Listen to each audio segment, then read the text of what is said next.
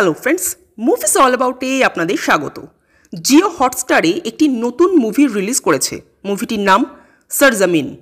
মুখ্য চরিত্রে পৃথ্বীরাজ সুকুমারন, কাজল এবং ইব্রাহিম আলী খান অর্থাৎ সৈফ আলী খানের ছেলে। গল্পটা যদি বলি তো পৃথ্বীরাজ একজন আর্মি অফিসার, যিনি নিজের ওয়াইফ কাজল এবং একমাত্র ছেলেকে নিয়ে কাশ্মীরে থাকেন। পৃথ্বীরাজ যতটা সাহসী, ছেলে ততটাই ভীতু ও শান্ত। এই ছেলেকেই একসময় কিডন্যাপ করা হয় এবং ৮ বছর পর সেই ছেলে আবার ফিরে আসে। ফিরে আসার পর পৃথ্বীরাজের সন্দেহ হয় যে ফিরে এসেছে সে আদৌ তার ছেলে কিনা। তো ফাইনালি গল্প কোন দিকে মোড় নেয়, কাজল, পৃথ্বীরাজ ও ইব্রাহিমের জীবনে কী কী আপস অ্যান্ড ডাউনস আসতে থাকে, সেটা জানতে গেলে আপনাদের মুভিটা দেখতে হবে। এক কথায় বললে এই মুভিটা আমার একেবারেই ভালো লাগেনি। প্রথমত, এই মুভিটাকে একটা ইমোশনাল মুভি হিসেবে ট্রিট করা হয়েছে, কিন্তু অদ্ভুত ব্যাপার এই যে সেই ইমোশনটাই একেবারে কোথাও ওয়ার্ক করেনি। এখানে অনেক এলিমেন্ট একসাথে ইনক্লুড করা হয়েছে।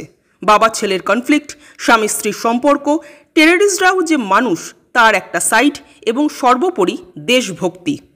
তো এই এত এলিমেন্টের মধ্যে অন্তত দু একটাও যদি ক্লিক করে যেত তবে কিন্তু মুভিটা শিওর শট উতরে যেত। কিন্তু হতাশাজনকভাবে একটা এলিমেন্টও ওয়ার্ক করে না। যতটা বোকা বোকা স্ক্রিপ্ট, ততটাই ফ্ল্যাট স্ক্রিন প্লে। আমার এখানে পৃথ্বীরাজ সুকুমারনের অভিনয় ভালো লেগেছে, অন্তত ঠিকঠাক আছে। আশ্চর্যজনকভাবে ইব্রাহিমের অভিনয়ও ঠিকঠাক ছিল, অন্তত চেষ্টা করেছে। মানে বোঝা যাচ্ছে যে ইব্রাহিম অভিনয় প্রফেশনটাকে সিরিয়াসলি নেওয়ার চেষ্টা করছে, অন্তত ভাবছে। কিন্তু অদ্ভুত ব্যাপার এই যে এখানে সবথেকে বোরিং অভিনয় লেগেছে কাজলের।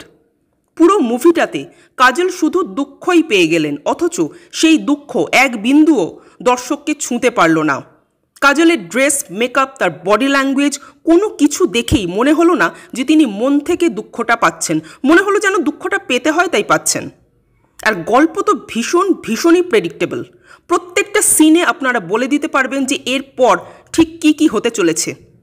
এবং সবথেকে হাস্যকর ছিল ক্লাইম্যাক্স সিনটা। মানে এটা ঠিক কী ছিল, কেন ছিল?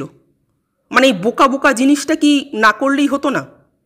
ক্লাইম্যাক্সটা এই মুভির সবচাইতে খারাপ পার্ট। আসলে মেকাররাও বুঝেছিলেন যে এই গল্প, এই স্ক্রিপ্ট নিয়ে বক্স অফিস কালেকশন সম্ভব নয়, তাই তারা এটার OTT রিলিজ দিয়ে দিল।